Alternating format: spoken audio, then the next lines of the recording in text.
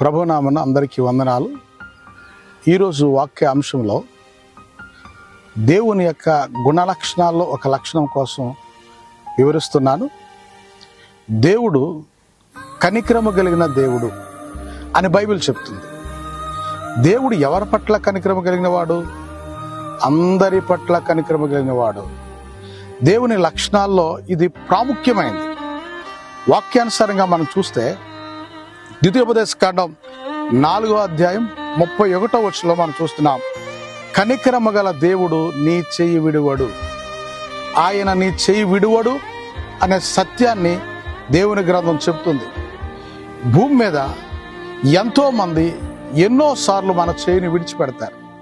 కన్నా తల్లిదండ్రులు మన చేయి విడిచిపెట్టచ్చు, మనం బాగా ప్రేమించిన మన భార్య మన చేయి విడిచిపెట్టచ్చు, మన బంధువులు మన చేయి విడిచిపెట్టచ్చు. కానీ దేవుడు మాత్రం ఎన్నడూ చేయి విడువడు. కనుక ఆ నిజ దేవుణ్ణి మనం తెలుసుకుని ఆయన వద్దకు వస్తే మనం ఆదరించబడతాం, ఆయన చేయి పట్టుకుని నడిపించబడతాం. దేవుడు ఈ మాటను మన వినికిడిలో దీవించును గాక. ఆమేన్.